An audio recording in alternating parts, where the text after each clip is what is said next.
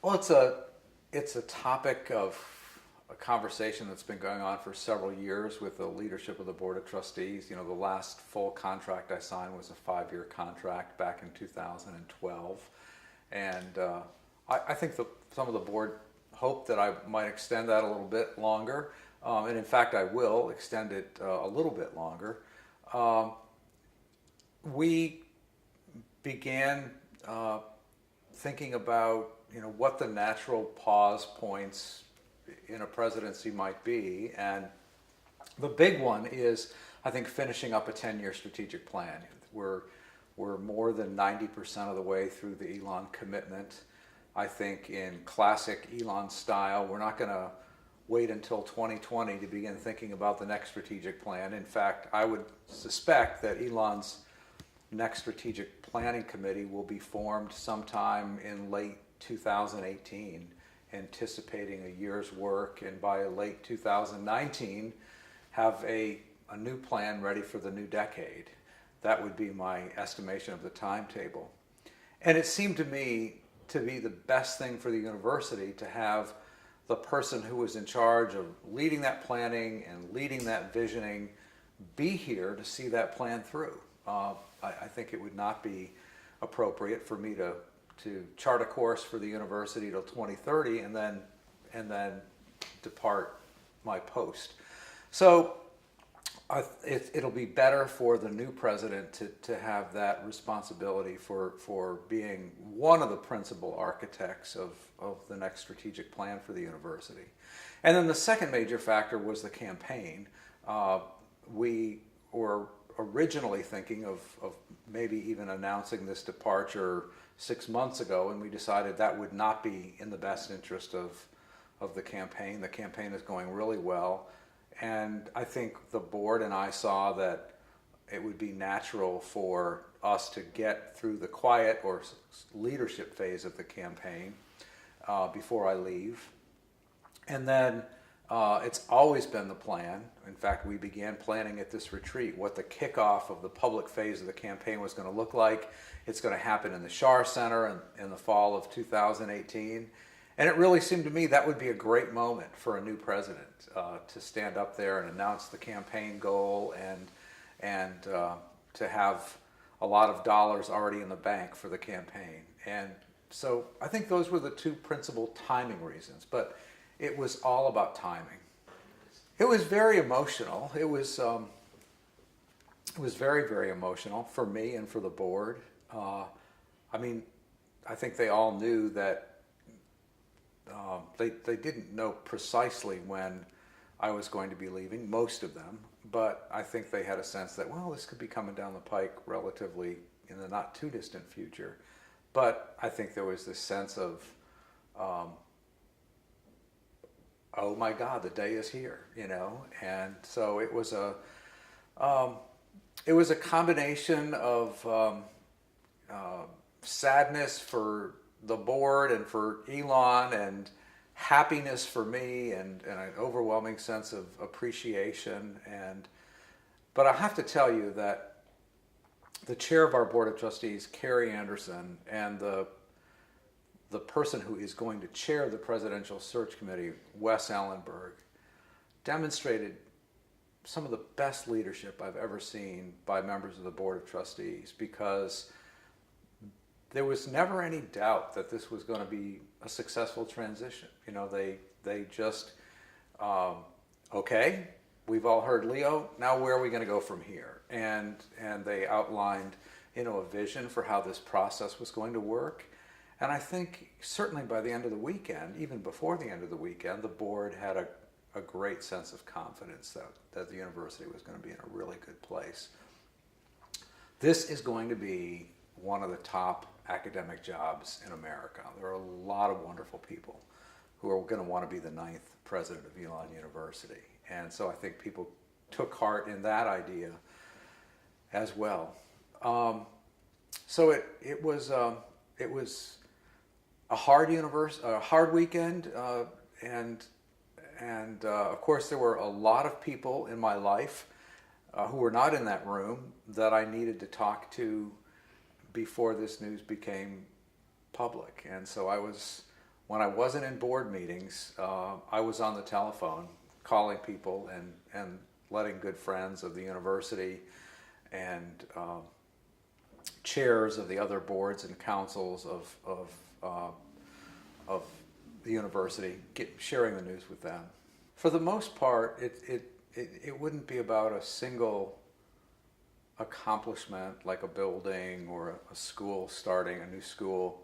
I think the thing that I'm most proud of, Tommy, is that we have done all of this together. I mean, it's not been about a leader, it's been about tremendous leadership university-wide, on the faculty, on the staff, on the senior staff of the institution, on the part of the Board of Trustees, on the part of the alumni. I think one of our greatest assets of the university is this tremendous sense that we're all trying to build this great university together, and that's maintaining that spirit has been, I think, one of the things that I take the most pride in.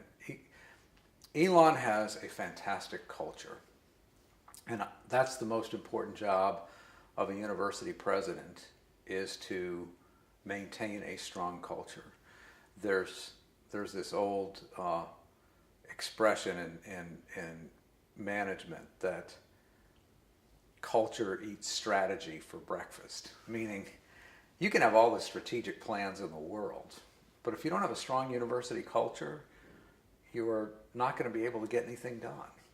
And I'm proud of our strong culture here that is very much focused on students and their learning. And I know that sounds so basic and so obvious, but that's why the university's here. And we don't ever want to forget that. That's the most, I think, the most important part of Elon University's culture. I'd also point to, I think, some of our successes of late,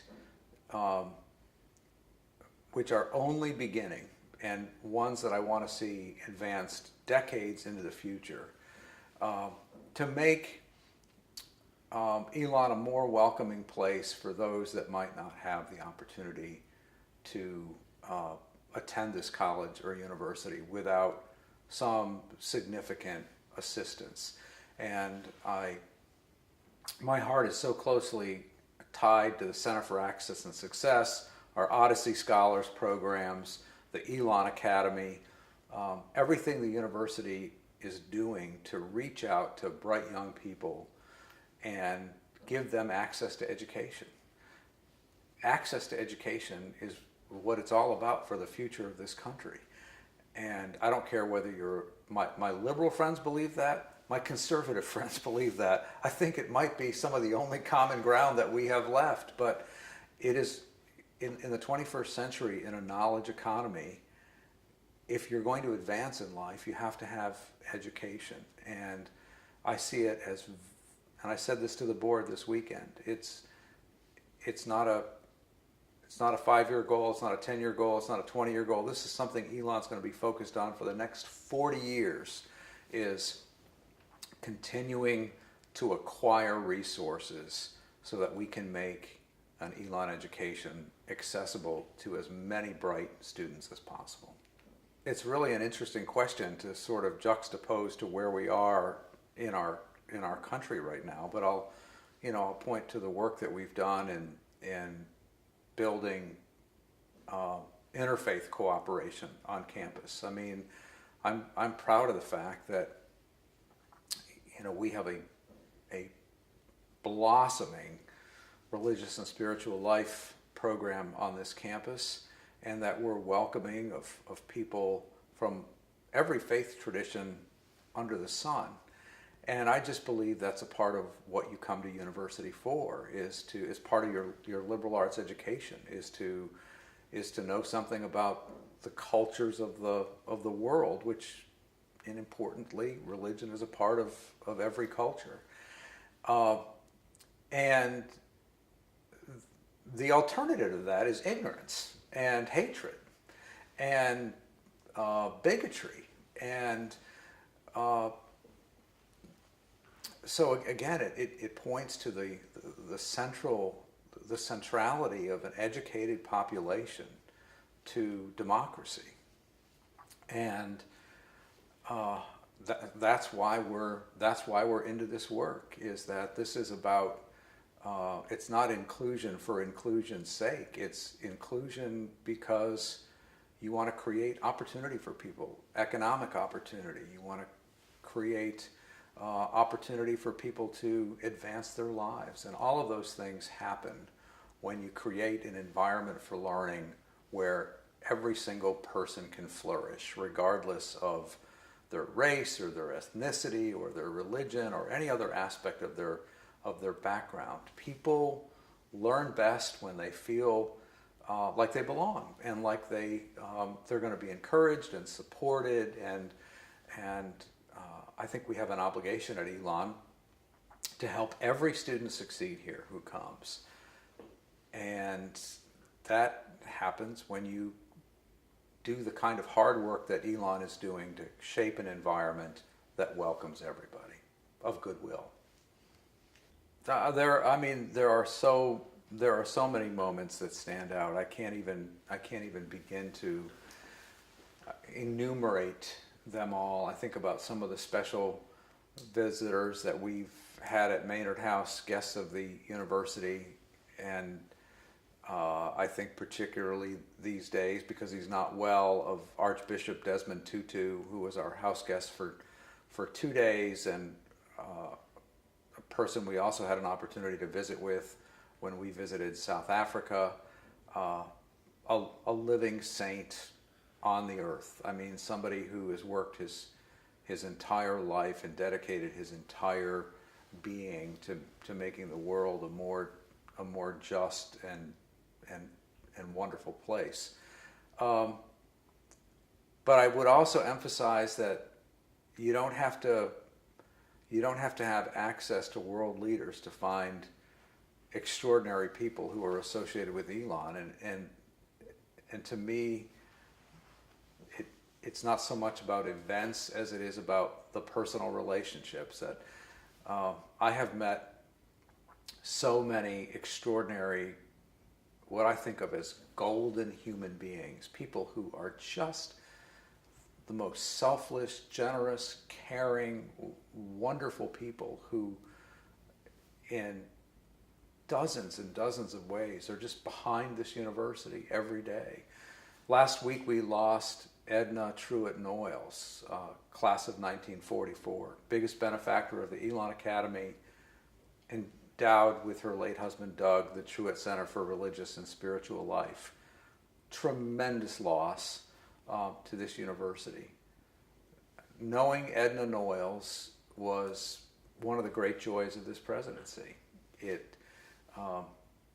She taught me so much through her values and her examples. So in general, I'd say it's not so much about events as it is about the extraordinary people you meet on the journey who are invested in the work alongside you. Wow. It's probably way too soon to talk about legacy. I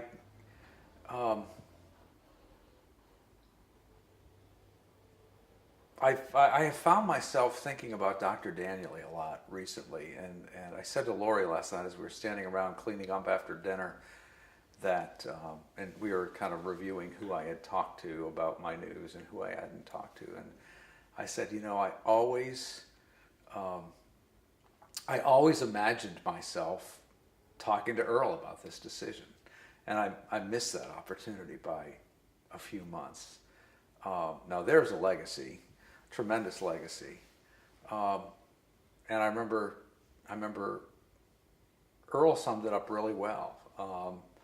That he did his best, and I think in the end that's all you can say. That you really tried hard. I have appreciated my wonderful colleagues. Every aspect of leading Elon is a team sport. I mean, leadership is a team sport at a university. and I've had the most wonderful teammates, and I think that's how I think that's probably the most important aspect of my leadership here is I hope that it's been collegial and has brought in a lot of voices from across the university community to ensure that we're guiding Elon in the right direction. I'm going to be thinking a lot about that, and of course I want to talk to my successor about it as well to find out how I can be most useful in serving her or him in the role. I'm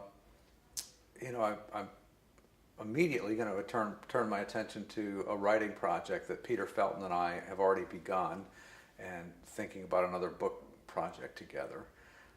Maybe a little bit of teaching, and then I'm open to surprises about the future.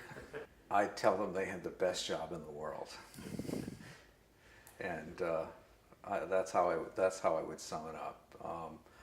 If they take the time to really learn about Elon's culture, to get to know the wonderful people here, they're going to do well.